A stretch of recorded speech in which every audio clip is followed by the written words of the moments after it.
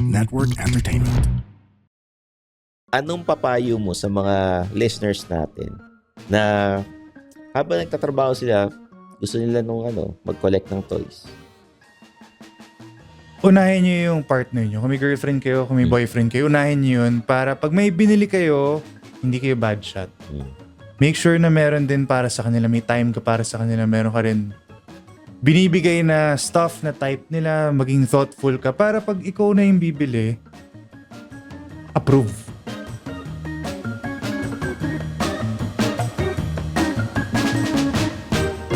Mga Immortal, welcome to the Underpaid Podcast. I'm your host, Stanley Chi. Ito ang podcast na pro-employee para sa mga Immortal, wherein we talk about work-related topics in light manner na parang nagkukwentuhan lang kami sa pantry. In this episode, syempre, one-on-one interview. Si Zar medyo nagpapahinga lang. Si Zar, CRSP. Get well soon, Zar. My guest for this episode is not only a toy collector, he's also a GMA artist, diba? And parang showbiz royalty. Mas kilala siya bilang Tisoy Toy Hunter. Let's all welcome Kevin Casus. Grabe naman yung intro mo. Hello everyone and thank you Stanley. Thank you for having me here. Welcome to the Underpaid Podcast. Pag-uusapan namin yung mga buhay trabaho. Okay. Ganyan. And alam ko naman, nakapag-corporate ka naman dati. Dati. Oo. But right now, you collect toys. I collect toys. Yeah, that's true. And nagtataka ako, bakit ka nag-invite ng unemployed para dito, para sa employed people to? So, I really want to find out. Ano bakit? Kasi lahat tayo may mga hobbies. Okay. And ikaw, tama-tama, since you do content creation, yung hobby mo, pinagkakitaan mo na. Syempre, paano kukuha ng pera para i-sustain yung iyong hobby? Okay. Diba? Kasi maganda yung ganun, wala kang bisyo. Ang bisyo mo is mag-collect ng toys, which is hindi naman masama. Yep, and it can be an investment, pwede mo ibenta. Aside from that, it gets you closer with people who love toys din, like family mo or friends. And like tayo, nagkakilala tayo din sa toys. Diba? Dati nga, pinapanood ko yung content mo, naiinis ako, parang nakakainis naman to, pa-English na mayaman na pogi, tapos dami pang laruan. Nakakaingit pero, kwento mo naman sa amin, paano ka nagsimula bilang toy collector? Actually, walang starting point yan. Simula bata, I've loved toys. I would try to get better grades para makakuha ko ng Lord of the Rings. Ayun yung favorite mo? Dati Dragon Ball, Lord of the Rings, Mitsubishi Evolution, nung rally type na type ko yun. I would work my way into getting that. Tapos, when I started taping na, may taping na ako mga shows. Yun, toys kagad. Green Hills, after taping, Green Hills, tas balik taping. No. After makuha mo yung TF mo? After ko makuha yung TF ko, siguro 90% doon napupunta. Okay. Kailangan linawin natin, no? Nung bata ka, reward system. Reward When you system. get higher grades, may kapalit na laruan. Yes. So, ikwento mo sa amin, hanggang magkano nabibili mong laruan nun pag mataas ang grades mo? As far as I know, 300 to 500 pesos nung 90s. Ano to? Per exam? Or pag Hindi long naman per test? exam. May re-request ako. Kunyari, gusto ko yung character na si Aragorn or si San Gohan. O sige, pag pamapasa mo yan. Or, pag kunyari sa first quarter, pag mataas ang grades mo, bibilang ka namin. Yes. Kunyari, known ako as alanganin sa math. So, sige. Papasa mo yan. Meron kang San Gohan. Punta tayong SM North. Okay. Ano yung pinaka-priced toy mo nung nag-aaral ka? Yung talagang pinaghirapan mo at tontuwa ka na nakuha mo? Nirequest ko to si Jeff Hardy ng wrestling. Sa wrestling. WWE. WWF pa nun. Mahirap siya hanapin sa Pilipinas. So, nirequest ko siya. Sabi ko, maganda na yung grades ko. Bakit wala pa? Mahirap pala siya hanapin. So, one day, sinama ako ng mommy ko sa bank where she works. Tapos mainit pa ulo ko na, ba't mo ko sinama? Wala namang gagawin dito. Buksan mo yung trunk. Pagbukas ko ng trunk, nandun si Jeff Hardy. And up to now, nasa akin siya. So I don't forget that. I didn't even have high enough grades to deserve it. Pero yun, worth the wait. Saka sinama sa bangko? Sinama ako sa bangko. Tapos, sa trunk ng kotse? Para malino yung kwento, sinama niya ako sa bangko. Nakatambay lang ako sa bangko waiting for her to finish work. And then after work, sabi niya, tignan mo yung trunk. Pag open ko, huge. Trunk ng kotse. Trunk ng kotse. Okay. Huge surprise. Yung Jeff Hardy na yun, saan niya nakuha yun? I still don't know where she bought it. Actually, yung sa akin, pinakita ko sa kanya, hindi niya rin masagot. Ako ba nagbigay niyan these years after? Okay. Kasi minsan, pag bata tayo, may ni-request tayong laruan sa mga magulang natin. Hindi nila alam na ito yung... Minsan nagkakamali. Yes, diba? Minsan nagkakamali. Was there a time na may pinabili kang laruan tapos mali yung binigay sa'yo? Meron din. Yung, alam mo yung series na Predator, di ba? Alien versus Predator. Ang gusto ko yung Jungle, hindi yung City. So, yun yung isa sa mga mali. Pero my mom has always been good. Like yung Luke Skywalker na black, na green yung sword. Yun yung ni-request ko, yun yung nakuha ko. Okay. Nangyari kasi sa akin dati yun, nagpabili ako Optimus Prime tsaka Inferno na G1. Nung binigay sa akin, hindi Transformers. Ano? Babylos. Ano yung Babylos? Yung robot sa Shider. Inis na inis ako nun kasi hindi ko wala pang Shider nun sa Pilipinas eh. So yung Tinraid, binenta yung Babylos. Pinalit ko ng G.I. Joe na lang. Okay. Ganun. Although alam ko yung value nun medyo... Sino nag-trade? Ikaw na? Hindi, pinabenta yung tapos bumili kami ng G.I. Joe. How old were you? Elementary yata nun eh. So, ano bang reaction pag elementary? May iyak? Bad trip? Magsusungit? Maiinis ka, ganun. Maiinis ka lang, ganyan. Pero binili naman ako ng 3 G.I. Joe. Okay. Naalala ko si Flint, si Shipwreck, tsaka si Storm Shadow. Pag may Storm Shadow ka, wala ka ng reklamo. Oo, ganun. So, eto, hanggang sa nag-college, binibilang ka pa rin ba ng laruan? Hindi na. Actually, yung high school to yung baon ko. Minsan napupunta doon. So, you buy comics tsaka toys? Toys mostly. Okay. Pwede ba malaman kung magkano baon mo nung 90s? 90s? Wala naman. Na ako nag-college mga 2009 na ako nagkabaon. Magkano ang baon mo nung time 150 a day. So naiipon mo. Yes. And then nag-graduate ka, fine arts ka sa UP. Yes. Ano yung first job mo? Kasi second year college pa lang ako, ini-invite na ako mag-student film or mag-indie film or mag-taping, mga crowd sa mga maalala mo kaya ganyan. So, I think counted na yun as first job ko. Tapos before that, mga endorser, yan yung mga DC shoes, ganyan. Lalakad ka sa mall, mamimigay ka ng flyer ng, punta ka sa store namin. Okay. Guys, lilinawin ko lang, tito niya si Bobby Andrews ng TGIS. So kung kilala nyo si Bobby Andrews ng TGIS, mag-asawa na kayo. Totoo yan. Diba? Si Joaquin Torres III. Oo. Mas pogi ka sa kanya eh. Ay, ano bang re-respond doon? Thank you na lang. Thank you. Dapat sabi mo, matagal ko nang alam yan. Sinasabi rin yan sa akin ng nanay ko. Dapat yun ang mga... Dapat ganun. Pero sa totoo lang, idol ko yung tito ko yun. From forma to acting niya. Ba't sa buhok parang hindi naman? Trinay ko rin dati. Di ko ma-achieve eh. Ay, yung mga undercut. Yung mga undercut, trinay ko rin. Ayaw ni Alex yan. Ginagawa ko yung buhok na ganun. Ay, ayaw niya. Kasi mas mataas hairline ng tito mo kaysa sa iyo. Yes. Mas may buhok ka eh. Ngayon. Oo. So, yung magkanong bayad pagka yung crowd na... Ang crowd, swerte ako kasi magkaiba yung crowd na Pinoy, magkaiba yung na-bill ka as foreigner. Ang Pinoy, 500. Foreigner, nasa 2,000 per day. Siguro dahil dollars, kino-convert nila. Siguro dahil nahirapan sila kumuha ng mga mistiso dyan sa mga dental students ng... Nagugulat ba sila pag kinausap ka nila, magaling ka mag-Tagalog? Nagugulat. Pero at the same time, yung pinaka-talent coordinator namin, binibigyan ng instructions. Huwag ka mag-Tagalog. Baka babaan ng rate mo. Okay. So, pag nag-i-English ka, parang iba-ibang yan eh. May Tisoy English yun. Merong English na pang call center. Ano yung accent mo pag English na Kung paano ko natutunan kay Brad Pitt, kung paano ba yung American accent ni Brad Pitt, ginagaya ko na lang pagka in-attempt kong mag-English sa harap nila. Kasi alam, dati uso yung nung 90s, uso yung mga yung TGIS, mga social sila na nakatira sa subdivision. Okay. So paano yung English na ganun pagka pinag-a-acting ganun? Siguro tatandaan ko lahat ng friends kong pasosyal mag-English, tas gagayahin ko na lang yung parang, oy bro, bili tayong Ay, mga ganun. Saan ka ba nag-high school? High school ko was a not known high school. Paref Northfield sa Paref, alam ko yung Paref. Nag-host ako ng JS prom nila eh. Wow. Kaya yung sa amin walang JS prom dahil walang babae yung high school namin. May babae naman dun Ay, yung sa napuntahan sa Paref. Yun. Tapos nag-extra ka. Alam ba nilang tito mo si Bobby Andrews? Alam nila.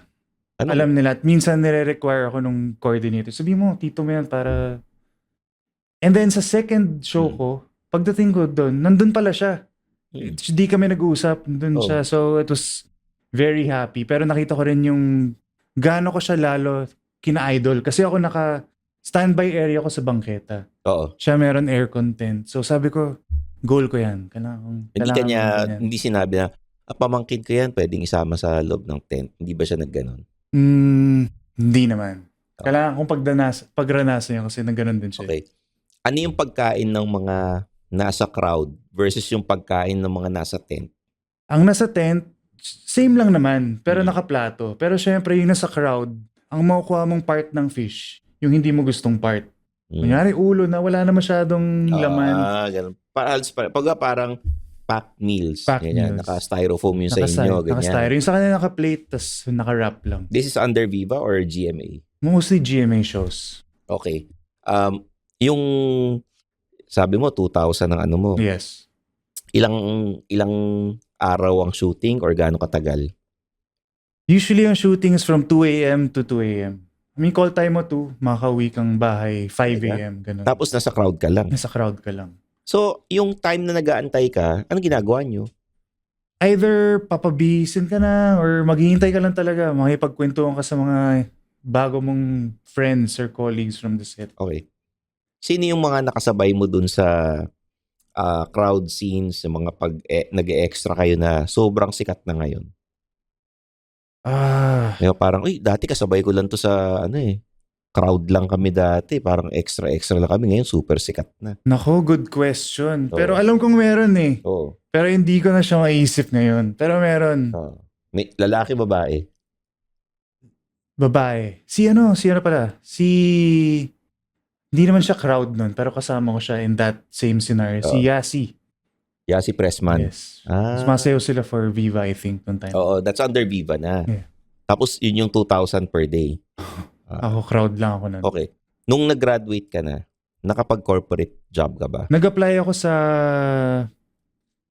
advertising agency. Dito sa Pilipinas? Dito sa Philippines. Di ko alam yung pangalan, pero yung nakaupo pa lang ako dun sa chair nila, waiting to be interviewed. Naisip ko na I'd rather be sitting down waiting for an audition. Yung mga VTR, ganyan. So parang sabi ko, mas passionate ako sa mga racket ko nung college. So, ayun. Tinatrash ko yung interview ko. Ano mo tinatrash na? Kumbaga, benta. Kumbaga, hindi ako marunong mag-layout. Hindi ako marunong kumbaga, so, lahat ng reason para hindi ka matanggap. Para hindi ako matanggap. Ba't ka pumunta sa interview? Siguro, gusto ko lang rin try, i-apply. You remember the name of the company? No, I don't. Mga ad agency dyan sa Ortigas. So, okay. Anong accounts nila? Iba-iba pinuntahan ko. Hindi ko alam. Hindi na ako umabot sa Yan naman, first interview lang. Tapos first interview lang. Hindi ako marunong mag-computer. Ganyan. Hindi ako marunong mag-layout, Photoshop, basic na basic lang. Gusto niyo na motion graphics, wala kayong masahan sa akin. Ganun. Okay. So, was there a time na, parang pinagsabihan ka? Nalilate ka ba sa mga interviews or ano? No, because isa yun sa nakuha ko kay Tito Bobby. Try to be 1 hour early para hindi ka nagmamadali. May chance ko to freshen up. So, never late. Never gonna experience it. So, na-realize mo lang na ayaw mong gawin yun. Mas gusto mo mag-artista. Mas gusto ko mag-artista. So, after, hindi ka na nag-corporate, hindi ka na tumuloy? Nung pandemic, actually, walang may alam na to na gano'n ko. Yung call center. Nag-apply ako for that. For Sirius XM. Kasi ganda na account, di ba? Mga DJ, pero wala. You get calls na galit palagi, hindi mo maintindihan, tapos yung mga katrabaho mo hindi mo rin type. So, yun. Ilang buwan ka ron? 3 months. Pero ako naman yung last man standing, so okay lang. Bakit lahat ng mga kasama mo nag-resign? Nag-resign. Magkano sweldo ron? Yun was parang 18,000 a month. Oo. Tapos, ang ginagawa mo, tumatanggap ka ng calls. From irate customers. From irate customers. Okay. Pag irate customer ang kausap mo, ano yung ginagawa? Ano yung sinabi sa inyo? Ito gagawin niyo pag galit yung customer. Meron kang script na parang I understand how you feel, ganito. Tapos meron kang lalabas na listahan ng mga discount na pwede mong ibigay sa kanila. Pero Wala eh. May iba dun, bababaan ka na lang or mumurahin yung buong pagkakatao mo as if it were personal. Okay. Tapos, 3 months ka tumagal, 18,000. Ikaw yung nag-resign. Ako na yung nag-resign. Anong sinabi sa'yo ng HR or tsaka ng manager mo? Sabi niya, kailangan mag-render, ganyan-ganyan. Sakto pandemic nun. So, totoo naman na may COVID ako. So, hindi rin ako makapag-perform for them. Was your manager or TL nice? Or may mga iba, hindi pinapayagang ma-absent eh? I would not consider her nice. Oh, bakit? Anong ginawa? Wala eh. Kaya umalis lahat dahil mahirap siyang katrabaho. Parang mabait pagkausap ka or parang nagmo-motivate. Pero pag nagkalat kayo or masama yung performance ng buong team, grabe. Parang ayaw mo nang pumasok the next day. Parang grabe, napaka-big deal pala na itong ginagawa natin. Sample nga ng paano kayo pinagalitan na parang ayaw mo nang pumasok the next day. Total, matagal na naman to eh. Matagal na rin naman eh. Tsaka kung nanonood ka, hello sa'yo. Parang, ano ba to? Di ba tinuro na sa inyo to? Sino ba dyan yung mga masakit na naman yung lalamunan? Puro kayo excuse. Tinanggap nyo to, di ba? Yun, everyday ganun. So, nakaka-tense everyday. Pag 6 p.m. kami magla-login, sobrang pangit nung feeling. And nag-showbiz na ako nun ha. This is after showbiz, so I would have rather really done performing and acting na masaya for me. Okay. So, yun yung experience mo. After that, hindi ka na nag-corporate? Nag-ano rin ako ng konting-konti. Real estate.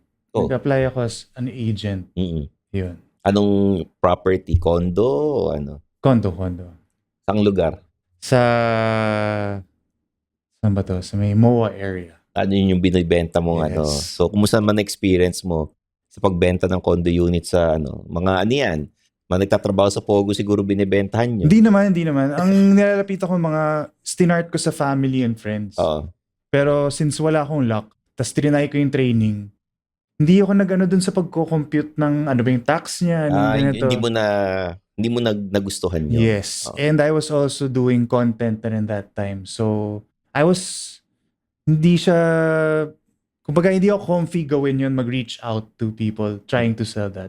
Parang tatawagan mo yung mga friends mo na, guys, pag kailangan nyo ng condo unit. Kasi may gumagawa sa akin nun eh. Uy bro, kamusta? Tas, uy, kamusta na? Tagal na tayo hindi nag-uusap. Uy, baka gusto mo akalang yaman-yaman ko dahil ang daming toys, di ba? Baka gusto mo bumiling condo dito sa ano. Tsaka pa English ka eh. Tsaka tisoy eh. I didn't like yung approach niyon. So I didn't want to apply it sa people who I knew. Ayun. Yun yung nangyari sa condo selling experience ko. Ilang months ka ron? Wala pang 2. Wala pang 2 kasi may biglang video kung biglang naging malakas. So, nagpaalam ako dun sa nag-recruit sa akin gawin yun. They're nice people naman. Magkano sweldo ron pag nagbebenta ng condo unit? May allowance ka ng 14 or 16 yata. Pero, ayun yung monthly mo. Yun yung monthly mo. Pero pag may commission ka, I think mas malaki naman. Ilang percent yung commission? Ganun ako walang kwenta sa math. Hindi ko na maalala. Pero pag nakabenta ka, malaking commission. Malaking commission. So, yung 14 to 16, yun yung basic. Allowance lang yun. Kahit wala kang mabenta. Kahit wala kang mabenta. Yes. Are you required to, para kailangan, within number of months, may mabenta ka? Of course, may mga quota yan eh. Diba? So, meron a few months yata to sell. Kung hindi, tatanggalin ka. Kung hindi, warning, nakakaya rin sa mga team leader mo, di ba? But meron kayong meeting na ando doon lahat ng agents tapos ito wala pa nabebenta, ilang buwan na, may mga ganun ba? Meron. Hindi ako umabot sa point na yun, pero parang pinag-uusapan na yung part na yun. So ako, mas na-intimidate na ako doon. I wasn't passionate for selling it, unlike them. Tapos, you're doing content creation on the side na? Yes. Okay. Hindi ka ba Tisoy Toy Hunter dati? Iba pa ba ang pangalan mo nun? Tisoy Toy Hunter na rin. But, wala pang traction yung page. I was just trying to post stuff. Bakit ka naging Tisoy Toy Hunter? Naging Tisoy Toy Hunter ako dahil sa girlfriend ko, si Alex. Sabi niya, ito yung gagawin mong name. Sabi ko, ayoko yan. Ayoko naman, Tisoy, ayoko naman ng ganun for life. Sabi ko, pwede bang...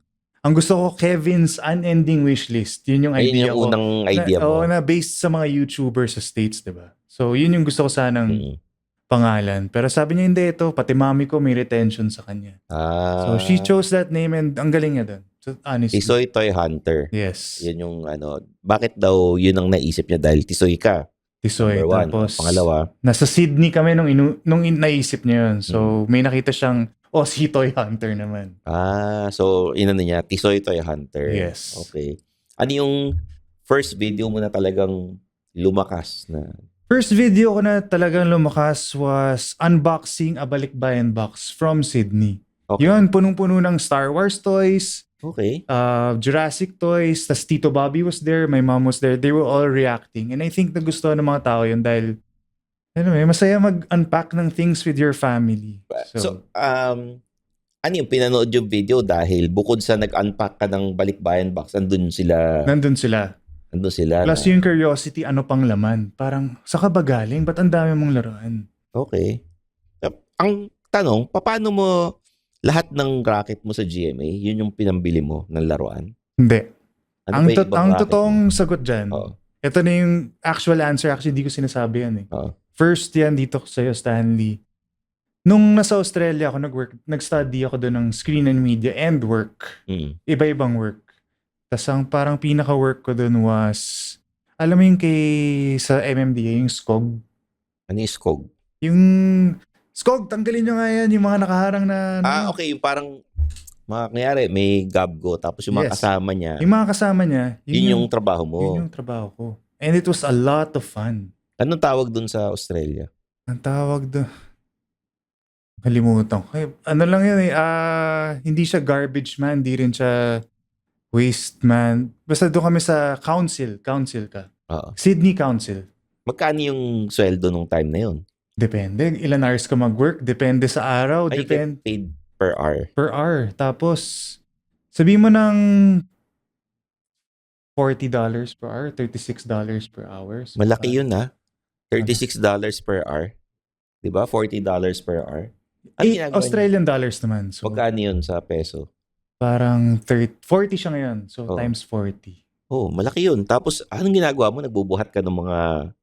Ikot kami with the trucks. Titignan namin. Pag sinabing SCOG, tanggalin yan. Kunyari, may TV na sira. Kunin mo yan, lagay sa truck. Babalik kaming depot. I-dispose yung mga gamit. Yun lang. Curious ka ba sa buhay ng mga doktor? Or doktor na gusto makichika? Or a med student looking for inspo and advice? Sakto, we're the podcast for you. I'm JB. And I'm Ella, and we host the Kwentong Callroom Podcast. We're best friends and doctors, and our goal is to demystify and humanize medicine. This is our break room and safe space where we talk about the behind the scenes of doctors' lives. From love life, favorite duty food, struggles, inside jokes, and a lot more. Because medicine is so much more than clinics and rounds. So, kung gusto mo makichika with us, join us on Kwentong Callroom wherever you get your podcasts. Actually doon, super relaxed lang sila. 5 a.m. pa lang, 5 a.m. call time. Pasok ka na, time in ka na. Hindi ka gagalaw hanggang 7 a.m. Kakape-kape kayo, ganun. Kape-kape. Tapos hataw ka hanggang 10 a.m. 10 a.m., hintay ka na ng lunch. After lunch break, hugas ka ng kamay hanggang 2 p.m. clock out. Maghuhugas ka ng kamay hanggang 2 p.m. Hugas ka ng kamay hanggang 2 p.m. Ang tagal nun Yun yung ginagawa nila doon. Sobrang linis ng mga tao rin. Naghuhugas ka ilang oras. Sobrang tagal nila maghugas ng kamay. So, mas totoo ba mas maraming kangaroos tsaka koala bears doon sa Australia kaysa tao? Hindi naman. Dumadami na yung mga Chinese, Indians. Pero relax lang yung chill lang. Hindi masyadong chill lang. Hindi kagaya sa Manila, ganun. Hindi. Pero rin doon, walang work-life balance. For me, kumbaga, kung nag-work ka today, hanggang yun lang yung pwede mong gawin. Hindi ka na pwedeng gumimik mamayang gabi. Puro trabaho lang. Trabaho. Nakaipon ka naman. Ipon, tapos holiday ka na lang after some time of ipon. Okay. So, parang kayo dyan? Hindi kayo regular employee? Hindi kami regular employee. Ilang buwan mo ginawa yan? Ginawa ko yun for more than a year. So, almost 2 years kong ginawa. So, yun yung inipon doon mo. Galing doon galing yung mga toys. Doon galing yung toys. Puro kasi Star Wars. Star Wars, Jurassic, Batman, lahat ng video games, Tekken, ganyan. Street Fighter. Tapos isa pa doon, ang sarap sumweldo no kasi pag birthday ng King, times 3 yung sweldo mo. Talaga? Kunyari sumabay 2 holiday, tas weekend, tas pag gabi ka mag-work, mas malaki rin ng times 2 yata halos. May 24 hours ba ron na yung mga SCOG na sinasabi mo? Hindi naman. Parang hanggang 10 ka lang. Pero pag nagtitriple yung mga kicker niya, kumbaga, ang saya mag-work. So ako nag-work ako doon ng Christmas, ng New Year. Nakikipag-agawan ako sa shift nun kasi bawi ka agad para ka nag-work ng 3 araw for just 1 day. Yung cost of living sa Australia? Mataas. Taas. Mataas. Pero hindi katulad dito na mataas din naman dito eh. So, kailangan maganda yung sweldo mo rin para... Yung rent mo magkano? May rent, sobrang pangit ng apartment namin. Kung pwede lang magmura about the apartment, it was not nice. So, mura lang siya sa mga 8,000 a week. 8,000 pesos a week? A week. So, times 4, 24. Diba?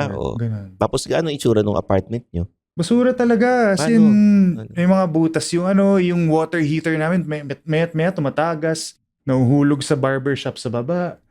So it's just like the not so nice apartments here. So para ka nasa slum area, parang ganon?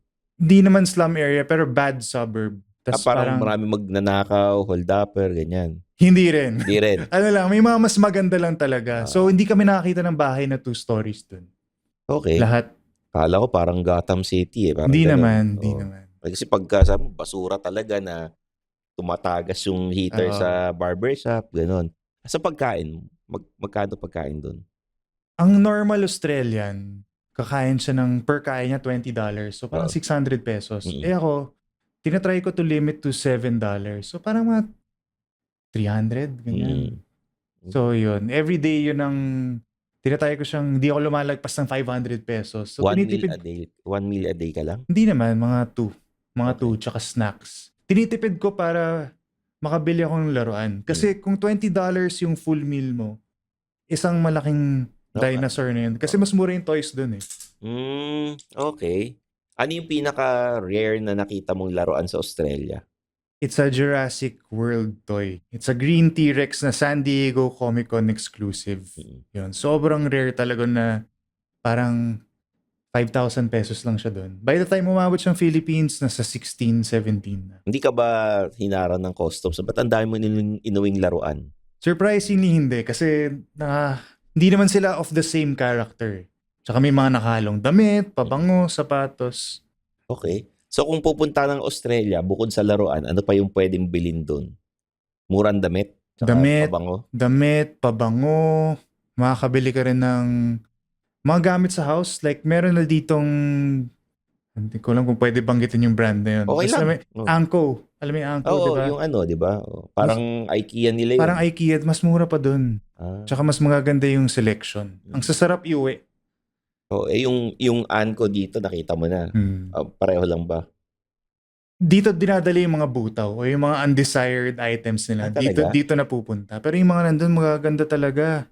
So, ibig sabihin, yung mga dinadala sa Asian countries na Anko, yun yung mga hindi ganun kaganda, yun yung mga na-reject, hindi bumenta sa ibang bansa, dito dinadala, yun ba yun? Hindi naman sa ganun. Nandito rin naman yung, pero hindi siya yung uunahin mong bibilin doon. Ang daming magagandang items pag doon ka nag-start. Ito lang yung, kumbaga yung bottom tier. Ito yung mga nagsisale kagad doon. Okay. Gets. Ito yung parang kasi nilalabanan mo mga murang items ng IKEA tsaka ano ba kalaban ng IKEA?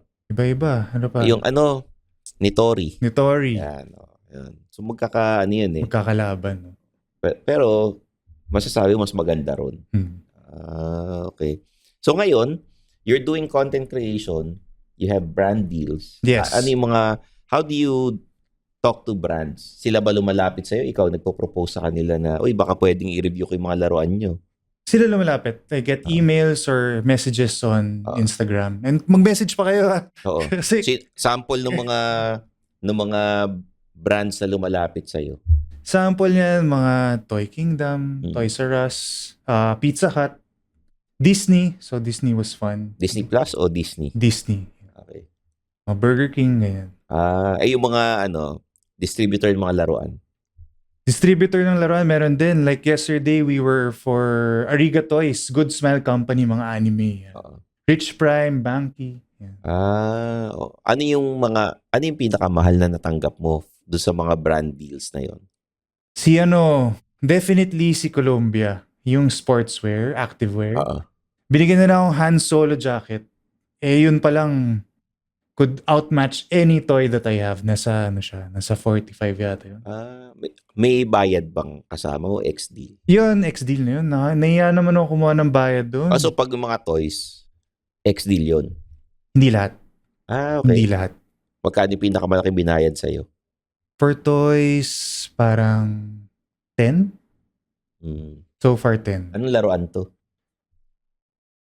Saka ilan ang kapalit na video? Hindi, kasi yung toys na pinadala nun, tatlong video, yung toys na kapalit are not necessarily my toys. They're geared towards children talaga. So, yun.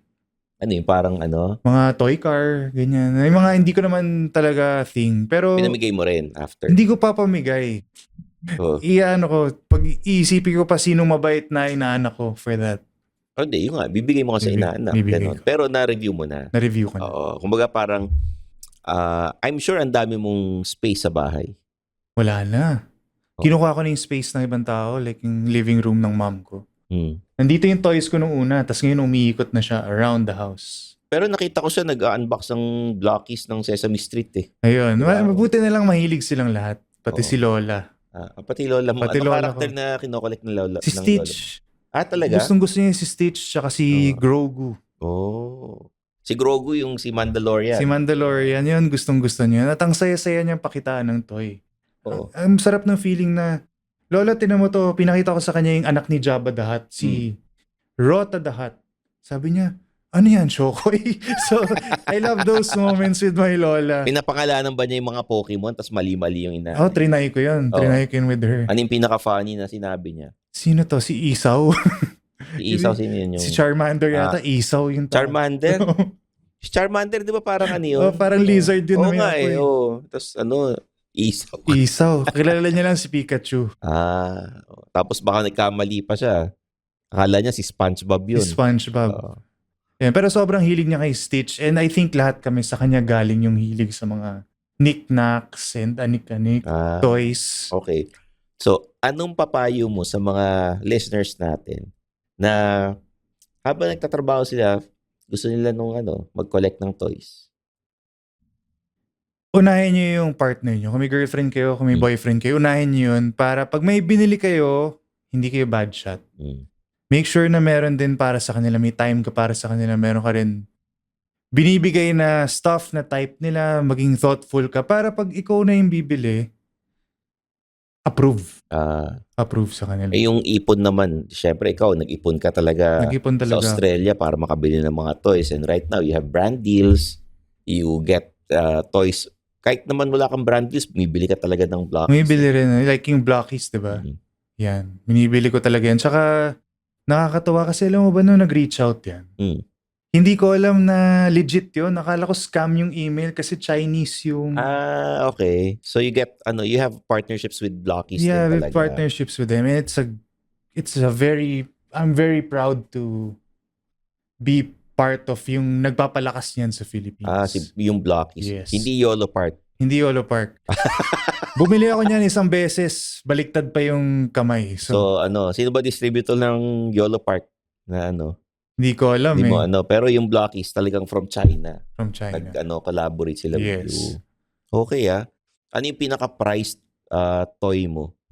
Price toy ko, number 1 yung Jeff Hardy na kunento ko kanina, bigay ng mami ko. Tsaka isa pang Jeff Hardy na bigay naman ni Alex. Hinahanap niya pa sa eBay yun kasi nung natanggal siya sa company dahil sa, ewan ko, addict yata. Addict saan? Nagda-drugs? Nagda-drugs si Jeff Hardy eh. Natanggal siya sa WWE, pati yung toys niya tumigil na. So ang hirap na hanapin ng toy na yun. So si Alex binilan ako nun. Kay Matt, mas natatawa ako kay Matt eh. Bakit ka mas natatawa kay Matt? Di ba broken Matt Hardy? Broken. Mas nakakatawa siya eh. Si Jeff Hardy parang parang hindi magaling sa promo masyado. Tsaka tahimik lang ganun lang siya, di ba?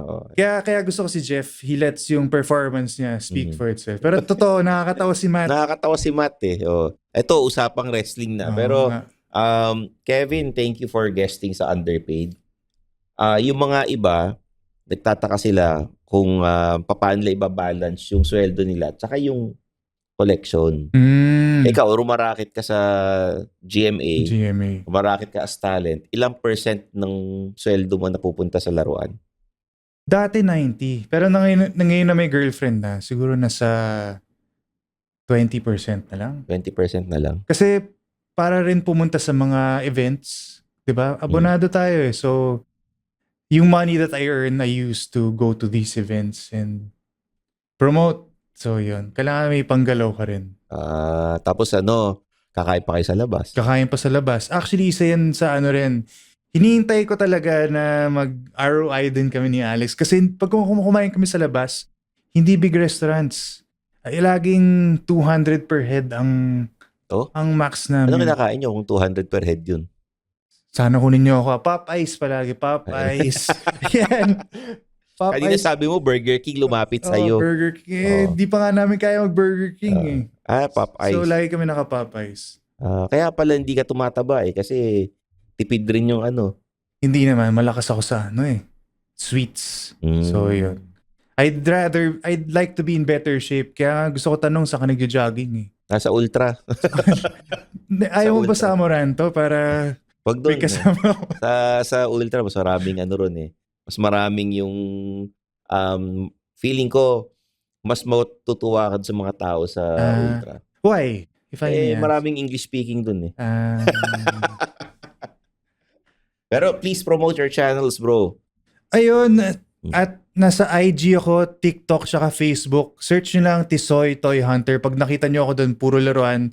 Si Bobby Andrews nandun. Madami tayong guest din. Yan, si Stanley's there. Si Oscar, tsaka yung girlfriend ko si Alex. Tisoy Toy Hunter. On all social media channels? Yes.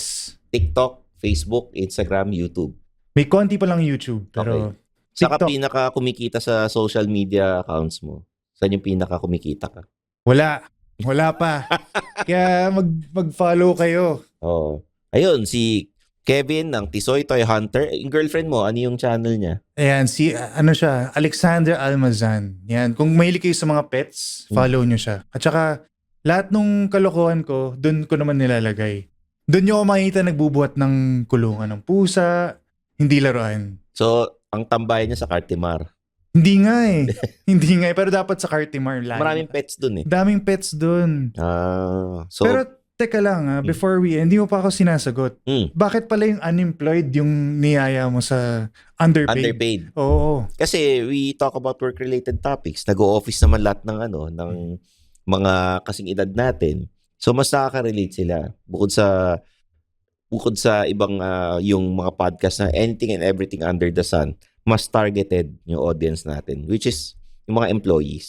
Okay. Kaya underpaid kasi lahat ng empleyado, iniisip nila, underpaid sila. Ayan. Kahit gaano kalaki sweldo nila. Since underpaid ang pinag-uusapan, ikaw meron ka rin brand deals, di ba? Depende. Hindi naman ako exclusive sa isang brand eh. Iba-ibang brand ako eh. Hindi ako nagpapa-exclusive. Yan. Kaya pwede akong makipag-collab sa lahat. So kasi bago pa lang ako eh. Ikaw, you've been doing this for a long time, right? Yung sa toys, bago lang. Sa bago lang. Pero ako naman hingi naman ng advice. Sige. Paano pag ang offer sa'yo underpaid? Okay. Pag yung offer sa'yo, paano offer na? Kunyari, cash o X-deal? Kunyari, yung X-deal is not enough para in comparison to yung iba mong projects or... Ano ba yung X-deal na in-offer sa'yo? Yun. Kailangan malaman ko kung ano yung X-deal. Halimbawa, there are brands na, maliit lang in-offer sa'yo. Pero sikat si brand. Yun yung gusto ko tanong. Sikat yun eh. Maliit in-offer sa'yo pero sikat siya. Pero What sikat do you do? siya eh. Mas kailangan mo yung brand na yun kaysa... Tatanggapin mo ngayon. Diba? Tatanggapin mo. Kasi, once you're in, kilala ka na nila. Ngayon, pag nakita nila effective ka, kukunin ka nila ulit. Iba na yung offer sa'yo. Yun. Lalambingin mo na, baka naman pwedeng itas yung konti. Kasi nakita ko yung offer nyo kay Tisoy Toy Hunter, malaki. Ba't sa akin ganito lang? Tapos, para sa'yo, ilan videos or ilan collaborations bago mo lambingin ng... Depende. Hindi, kasi baka may nanonood sa'yo na, alam mo yung gusto rin mag-content, diba? Depende sa client. Kung yung client, walang pambayad, wala silang budget, malalaman mo eh. Pero pag nakita mo dun sa ibang brands na, may pambayad. Kinuha nga si Tisoy Toy Hunter eh. Baka naman pwedeng ganyan na rin yung budget sa akin. Lalambingin mo lang. Okay. Pero hindi ka pwedeng maglambing ng ganyan ng basta-basta. Kailangan ipakita mo Kailangan mag-perform ka. Oo, pakita mo pa rin. Ito yung performance ng Kailangan ng video. Ito yung di ba? Ito yung mga nanood. Ito yung link, di ba? I'm sure when you post a video, after a few weeks, binibigay mo na, ito yung number of views. Ito yung magre-report ka eh. Ganun. Ayun. Galing. Parang corporate ka pa rin dapat. Parang corporate nga eh. Actually, mas parang marketing agency ka. Ganun yun. Kailangan Totoo ka, yung papakita mo, ito yung resulta ng mga nanood. Ito yung mga number of people na nag-message sa akin na binili nila yung laruan. Yes. Pakita mo yung screenshot ng Gusto ko pakita yung screenshot na parang, bakit parang ako lang yung hindi yung mayaman? Bakit kayo? Tisoy ka naman eh. Sabihin, tisoy ka eh. Totoo. Yun. So, thank you, Kevin. Tisoy Toy Hunter. Let's support and subscribe to his social media accounts. YouTube, Facebook, Instagram, TikTok. Yes. Sumasayaw ka rin doon? Hindi naman. Depende pag pinilit ni Alex. Yun. Maraming salamat, Stanley, ulit. Thanks. Nag-enjoy ako. Ayun. Sana, guys, may natutunan kayo sa episode na to. Okay lang mag-collect, pero sana wag nyo ubusin yung sweldo nyo para sa mga laruan. Depende na lang kung may negosyo ka or may iba kang pinagkakakitaan. Totoo. Kasi yung toys, it can also be an investment.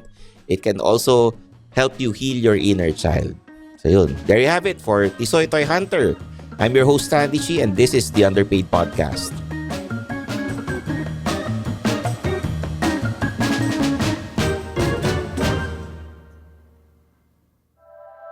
The opinions of podcast creators, hosts, and guests are not necessarily reflective of the official stance of the Pod Network Entertainment, its hosts, or other network programs. The content created by the people behind the podcast is personal and not meant to harm any religion, ethnicity, group, organization, company, or individual.